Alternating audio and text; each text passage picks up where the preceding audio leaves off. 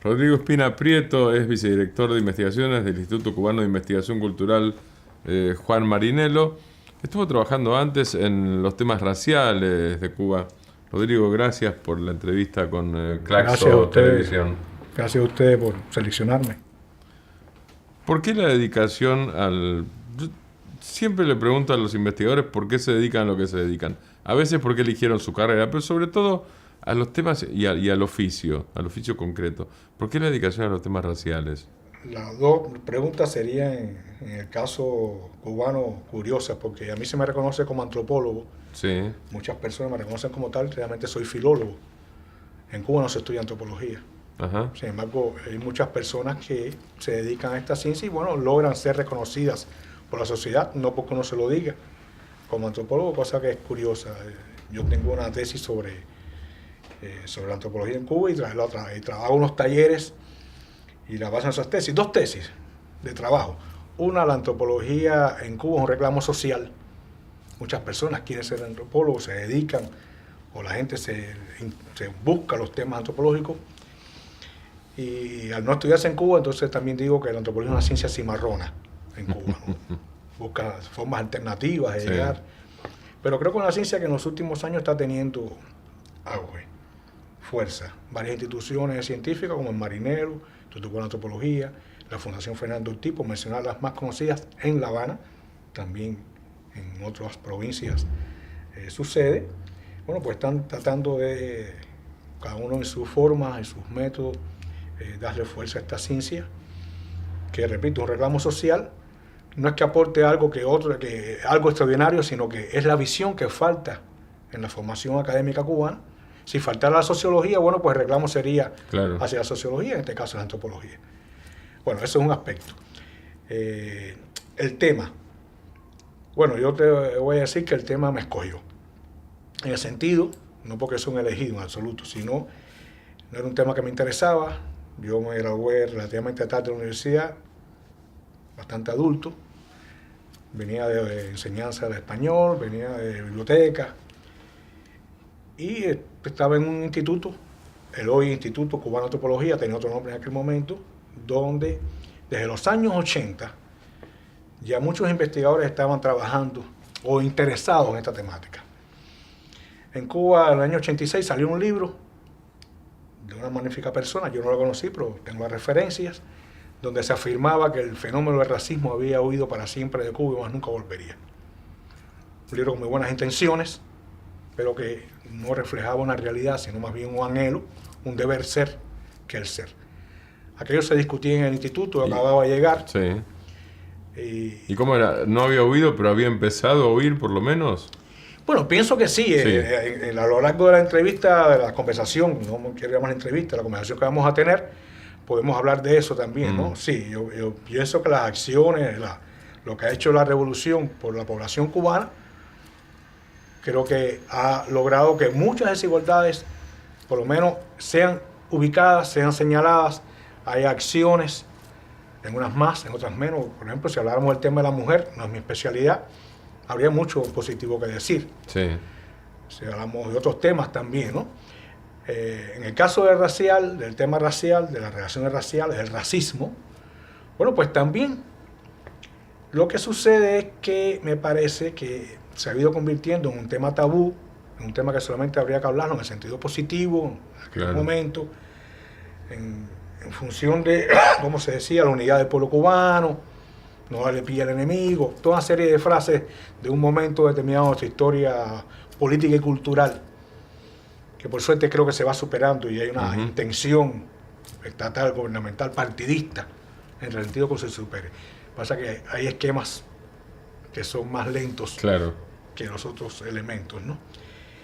Pero bueno, en aquel momento había salido ese libro y ya mi instituto empezó desde el final del año 87, 88 a tratar de cómo buscar formas de investigar ese tema. El caso es que en el año 91, todavía no estaba el periodo especial, porque muchas personas piensan, no, esto es el periodo especial. No. Desde el final de los años 80 nosotros empezamos a preparar una bibliografía que recogiera todo lo que estaba en bibliotecas, al menos habaneras, sobre el tema racial. Y ya desde los años 90 y 91 comenzamos a preparar el primer proyecto para el estudio de relaciones raciales en Cuba.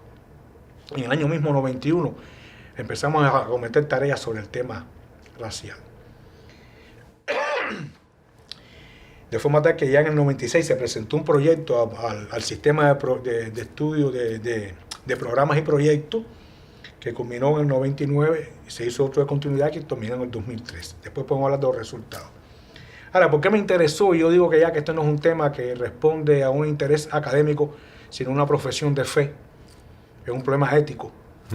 Porque los estudios que hice durante todos esos años me permitieron darme cuenta del funcionamiento del prejuicio, no solo el racial. Cada prejuicio tiene su forma particular de funcionar, pero hay un núcleo duro del prejuicio que es común a todos los prejuicios. Y me di cuenta entonces de lo prejuicioso que yo había sido educado en esta sociedad. En todas, pero bueno, yo estoy hablando de la mía y de mí mismo, ¿no? Y de uno mismo. Yo, en mi equipo de trabajo que se dedicaba al prejuicio racial en la familia, hubo una psicóloga que preparó una entrevista, una psicóloga muy adiestrada en estos temas, de preparar entrevistas, de metodología de investigación, y nos los dio al equipo para que nos los lleváramos, analizáramos y diéramos los criterios. La que hice fue llenármelo a mí mismo, contesté con la mayor honestidad posible, a mayor tiempo, para ver también estos temas de tiempo, etc. Y cuando terminé, me di cuenta de que yo era un racista. Y sí, yo era un individuo que aspiraba a ser comunista, revolucionario, de izquierda. Me da igual cualquiera de los términos. Yo me doy a mí mismo uno, pero bueno, me da igual cualquiera que se utilice en estos momentos. Que venía además de una educación católica, se suponía, ¿no? Que yo soy educado en el catolicismo. Si esto no puede ser. Yo soy un hombre bueno, como yo voy a... Y entonces, bueno, lo estudié durante 10 y pico años, no he dejado de estudiarlo. En aquel momento como trabajo, me pagaban por un proyecto, fui jefe del proyecto, fui jefe primero de un equipo y después jefe del proyecto y jefe del equipo. Y entonces, bueno, pues yo digo, ya es una profesión de fe, ya es un problema ético de luchar contra el racismo y contra otras discriminaciones más. Uno empieza a darse cuenta que es homófobo, que es machista y quién sabe cuántos más también. Lo que más me da pie a darme cuenta que tengo que levantarme todos los días y tratar de luchar contra mis prejuicios. El prejuicio, una vez instalado en una persona, una vez ya bien instalado, bien colocado en su conciencia. Como actitud. Exacto, como actitud. ¿Y dónde surge? Como forma de pensamiento. Eso, forma de pensamiento. Como forma de pararse en la vida. Exacto. Una vez instalado, es muy complejo eliminarlo. Y si es complejo eliminarlo en cada persona, bueno, pues en una generación... ¿Por qué se instala, Rodrigo? ¿Y qué significa prejuicio? Bueno, eso es una explicación más bien de carácter psicológico, ¿no? Porque el prejuicio tiene un proceso psicológico. Pero a nivel cultural y social, bueno, responde precisamente a desigualdades, responde a brechas que existen entre los grupos, responde a oportunismo y aprovechamientos de determinados grupos en el poder, de justificar ese poder y de tener con quién ejercer el poder. El racismo en sí mismo es un ejercicio del poder. Quien ejerce el racismo es quien tiene poder, quien lo ejerce.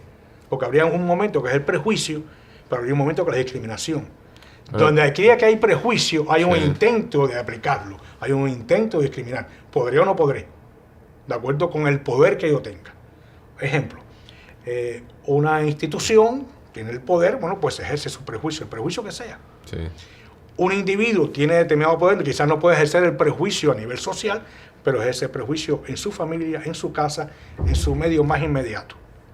Estoy hablando quizás muy rápidamente, ¿no? Totalmente. Porque siempre un ejercicio de poder. Por eso a veces yo estoy en contra del término tolerancia, para hablar de racismo o de otros tipos de prejuicios.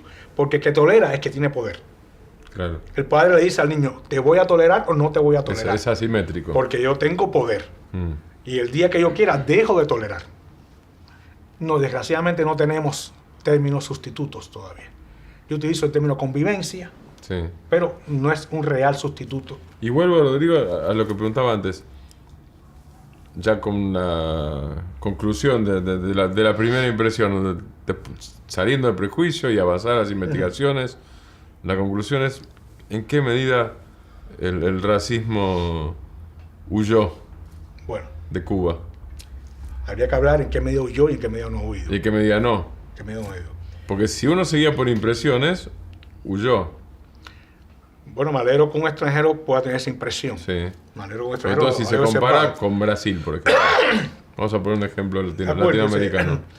Me gustaría que esta entrevista saliera con las voces de los dos y que la gente lo oyera eso, porque yo tengo ese mismo criterio. Sí, Aunque después puede hacer muchas críticas al racismo nuestro, sí. ¿no? Pero sí tengo un criterio Pero de la que primera impresión no parece una sociedad racista, pero las La- primeras impresiones no siempre tienen por qué ser certeras. la revolución, cuando triunfa, se hace para todo el mundo.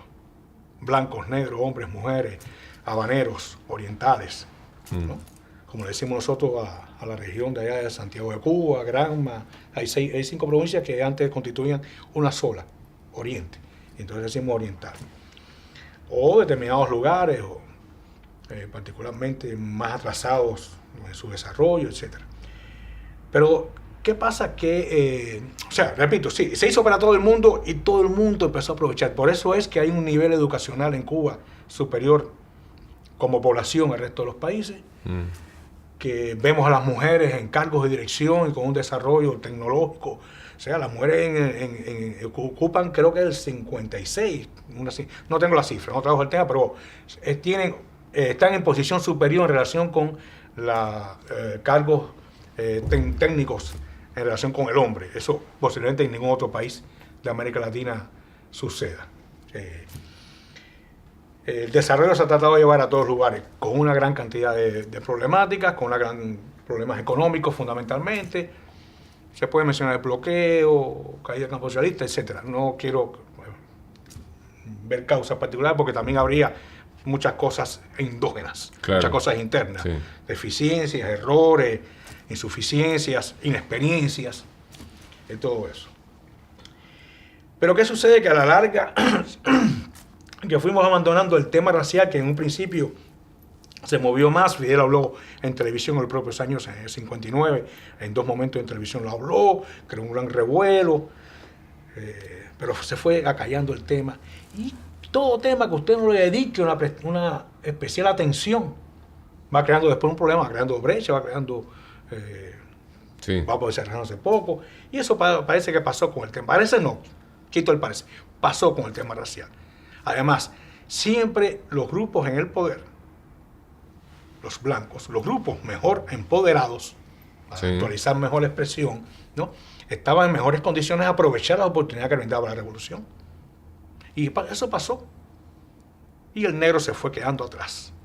No ya en una educación general a la que todos tenemos acceso, pero habría que ver si los negros accedían después a la universidad a la misma cantidad que los blancos, o si preferían, no digo que ellos prefirieran propiamente, sino en la sociedad iba dirigiéndolos más hacia los técnicos medios, hacia los obreros calificados, hacia determinados tipos de carreras, si llegan a la universidad, como puede ser la ingeniería, quizás una carrera de más pensamiento, si es que la ingeniería no necesita pensamiento. Yo pienso que sí, pero bueno, se hace esta distinción. Y ya no llegó el periodo especial, esto que llamamos periodo especial, hoy estuvimos hablando de ese propio nombre incorrecto, me parece a mí, no era nada especial en el sentido que le celebramos en América Latina al menos, especial lo maravilloso, en inglés igual, lo bueno, ¿no? Sí. Pero bueno, este periodo especial que abrió más brechas aún, no solo en la población negra, pero sobre todo en la población negra. Vino un periodo de Pero crisis uno económica. podría decir que esa impresión de que no hay racismo tiene que ver con que no hay un prejuicio explícito, pero que la desigualdad con los negros o los afrocubanos o la gente de color, o uno use la expresión que use, sí es mayor y se profundizó en algún momento, después de haberse ampliado el grado de igualdad inicialmente. Habría que decir, bueno, usted utilizó una expresión que nunca había utilizado yo, prejuicio explícito. Quizás los que estamos más preparados en el tema ya sí lo vemos explícito, aunque usted no lo pueda ver. Claro. ¿no? Uno está más preparado, más avesado, más funge de observatorio para darse cuenta y a veces hasta tiene instrumentos más afinados para ver esos elementos. Pero sí, Cuba hizo mucho por la población negra, pero se fue quedando atrás de todas maneras. Ahora voy a decir, ¿por qué prejuicio explícito? No. La juventud cubana quizás ha ido obviando el tema racial en sus relaciones de pareja. Sí. Pero, por ejemplo, si usted mira esa reunión que estábamos ahí, la proporción de blancos, negros y mestizos no responde a la población cubana, a la proporción de la población cubana. Por lo tanto, todavía no hay un empoderamiento real. Estamos hablando de una reunión negra. De los centros de investigaciones de Cuba. Exacto. Sí. Centros de puntería, además, los centros de mayor importancia, sí. No están todos, pero están quizás los más importantes, puede quedar algunos fuera también importantes. Eso ocurre en general en el país. Usted mira la televisión cubana y usted también puede darse cuenta de determinados desniveles, sí. En ese elemento racial, de las relaciones raciales en Cuba, que se fue acendrándose, quizás en un momento fue tratando de esa brecha fue haciéndose más estrecha. Con el periodo especial se abrió bastante la brecha, de forma tal que también como la población se ha ido siendo más sensible al tema racial, como el propio Fidel en varios discursos de los años 2000, por ejemplo recuerdo Pedagogía 2003, recuerdo el sexto congreso del JC, recuerdo también en 100 horas con Fidel, el libro que Ramonet hizo con Fidel. Bueno, pues son 3 momentos en que Fidel se refirió al tema racial. Eso también va dando a la población determinadas herramientas, ¿no?, para hacerse más avesados, más sensibles a este tema y levantar más expectativas sobre las soluciones posibles o no al tema.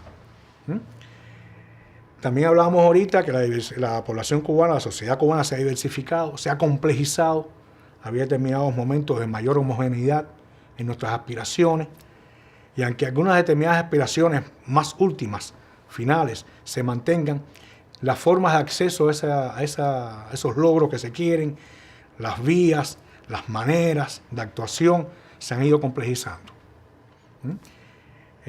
También las personas están reclamando una mayor participación de forma individual y grupal, una mayor democratización, mucho más que se podría lograr con las formas de socialismo que estábamos teniendo, que lo hicieron perfectamente, pero se reclaman más. Además, esto no creo que sea en Cuba.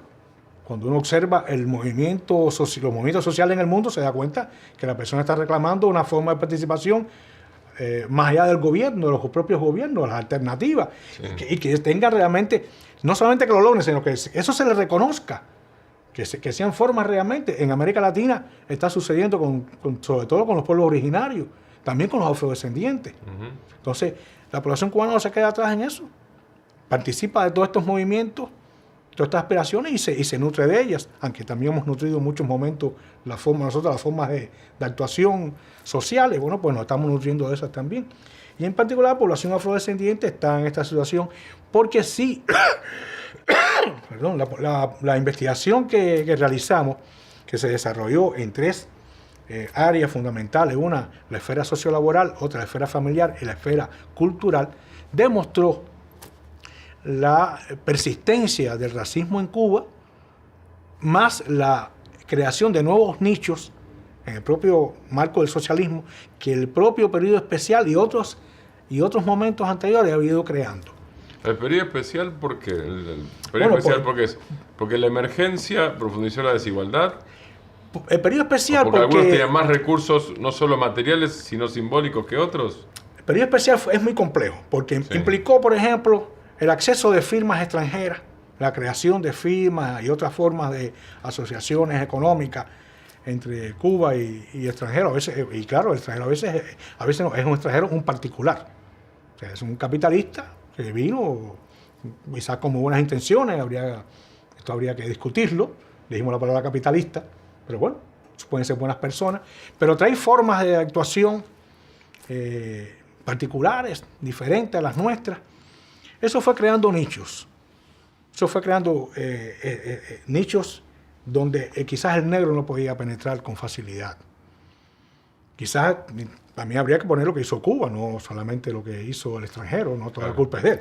Quizás un negro podía demorarse más en una bolsa de trabajo que un blanco. Porque el prejuicio está latente. Sí. Si yo todavía mantengo determinados prejuicios que no he podido eliminarme, lo reconozco, yo siempre lo pongo como ejemplo porque hay personas que dicen, no, yo no, espérate, no. Yo he dado conferencias en donde yo he dicho, por favor, levante la mano a los racistas que hay aquí. Yo he levantado mi mano, nadie la ha levantado. Después que yo le he dado las herramientas, he tenido que decir, ahora yo no quiero catarsis, cada cual que cargue con su racismo y sepa lo que va a hacer con él. Yo sé lo que hago con el mío y es todos los días, repito, quitármelo un pedacito, todos los días luchar, ¿no? Contra ese racismo, contra otras fobias que la sociedad me brindó y me instaló desgraciadamente.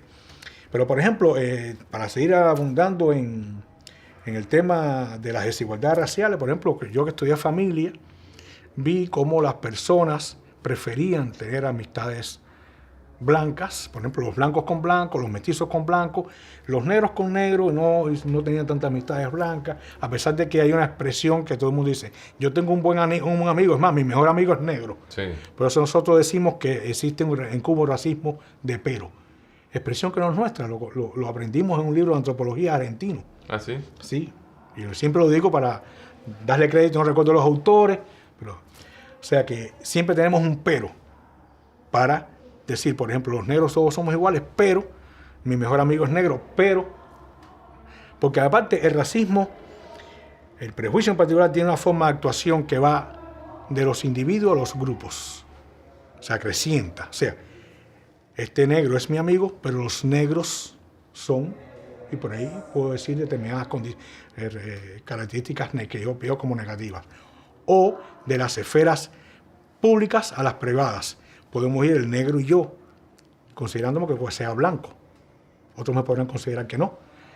Vamos a la pancha del pueblo combatiente, vamos al 1 de mayo con la bandera, pero amor, ese negro no puede entrar a mi esfera más privada. Y tengo anécdotas que me contaron los entrevistados que me dan fe de eso, ¿no? O sea, en la esfera pública, bueno, pues estamos todos perfectos, pero cuando se va acercando a mi más estrecho círculo privado, bueno, pues quizás ese negro no entra. ¿Y hay alguna explicación? Digo, entre los entrevistados seguramente haya, pero no explicación literal, digo, la que se pueda citar en comillas es... Bueno, por ejemplo, yo tengo una anécdota... Los que tienen un amigo negro, ninguno. Bien, perfecto. Si no es frase, digo. Si no es una frase. Si no es una frase, digo, está bien. Sí, claro que sí. Tener, digo, claro que sí. El que se sincera, ¿qué explica? Yo no tengo ningún amigo negro... No, yo no puedo calificar a nadie de racista porque no tengo un amigo negro. No. Hay que ver en qué condiciones vivió y pues, claro, no vivió, etcétera, ¿no? Ni puedo calificar a alguien de racista exactamente porque me diga que su mejor amigo es negro o porque no le gusta una mujer negra. Bien. ¿No? Esos son ya...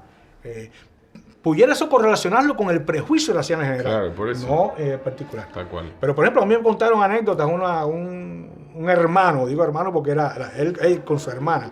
Me cuenta la anécdota, vivían los dos en la misma casa que había sido de sus padres, de su familia, vivían en total armonía, ella lavaba, esta división machista del trabajo familiar, ella lavaba, cogía su ropa, la guardaba en su cuarto, en el cuarto de él, usaban prendas comunes, o sea, quizás el cepillo, el peine, etcétera, pero a la muchacha lleva a la casa una pareja negra.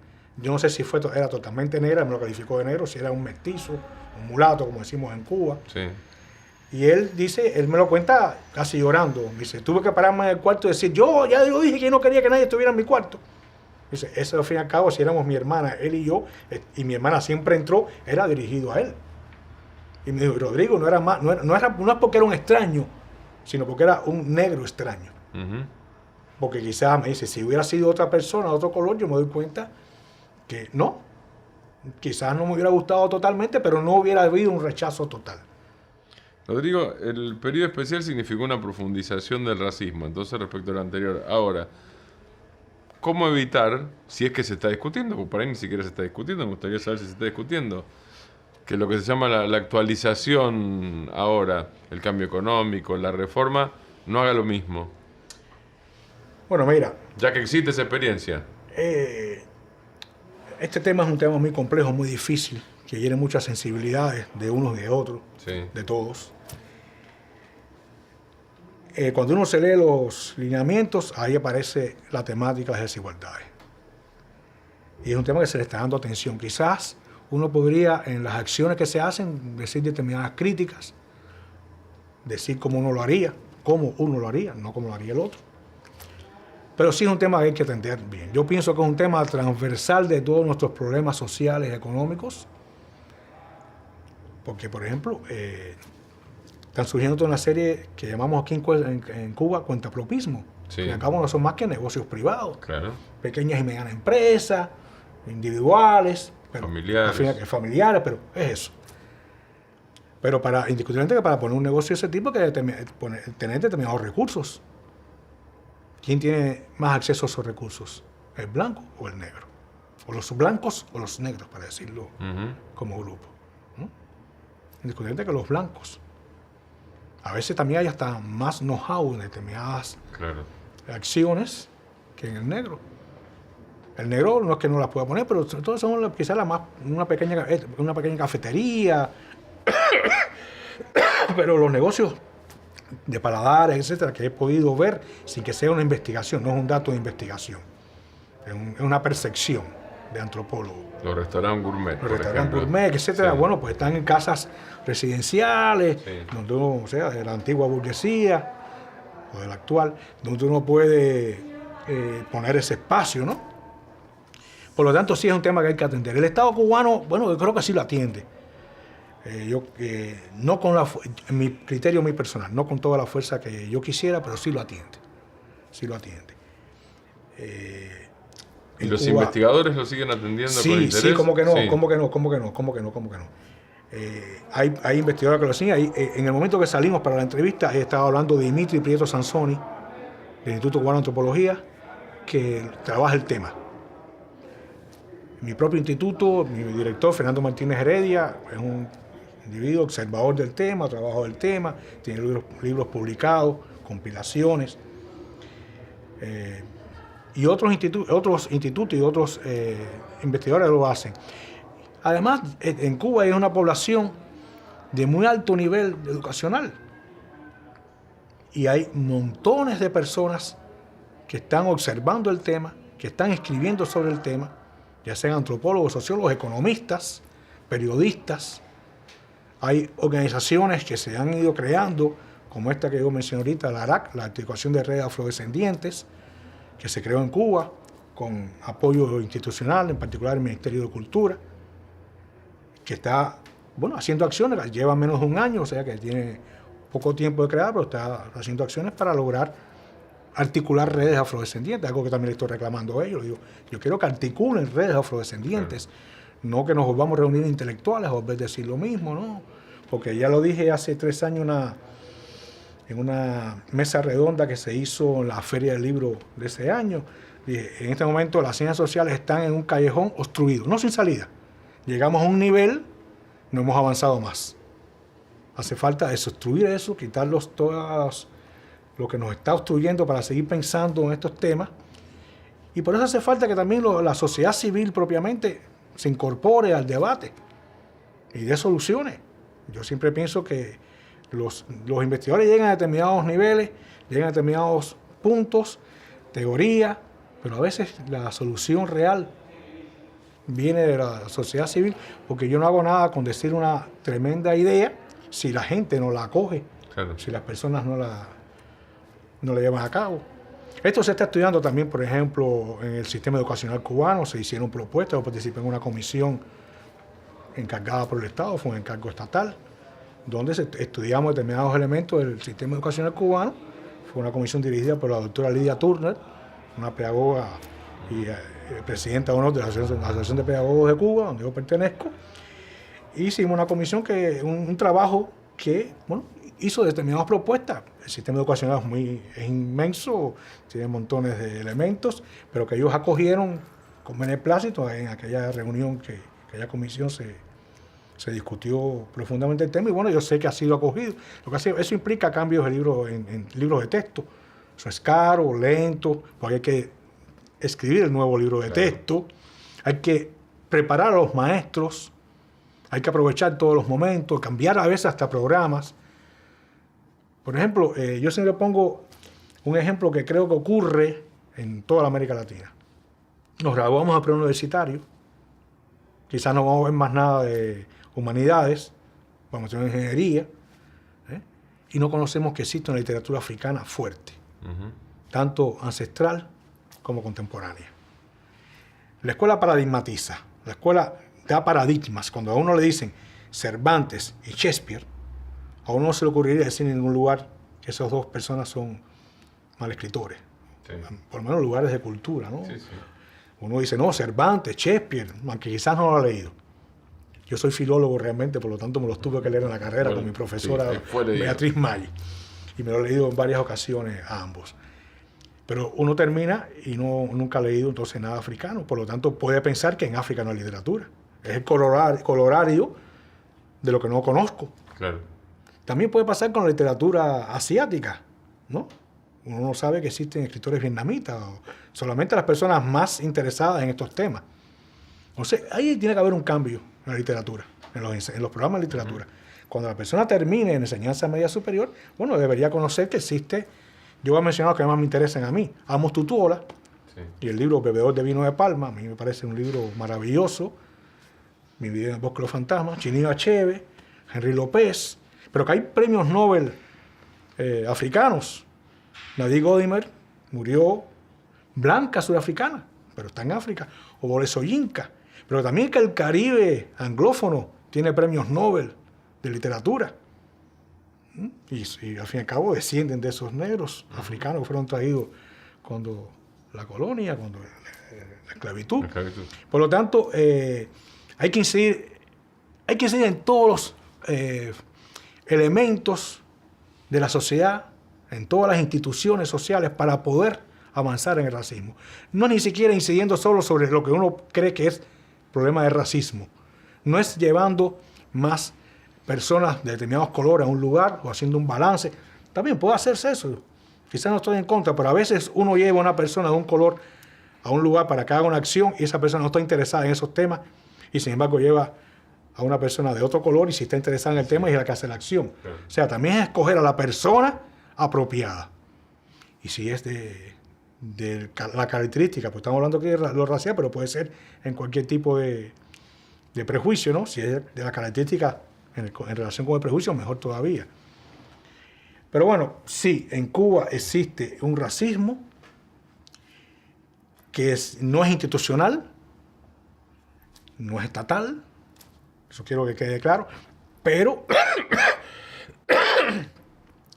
al fin y al cabo, ¿quiénes conformamos las instituciones? Las propias personas portadoras de prejuicio. Por lo tanto, las instituciones buscan que no se produzca este tipo de hechos. Pero somos las personas los que llevamos ese racismo. Los portadores, como se diría en el caso de la cultura popular, bueno, pues somos las propias personas. Por eso hay que estar muy avisado. Muy atento Rodrigo, a este tema.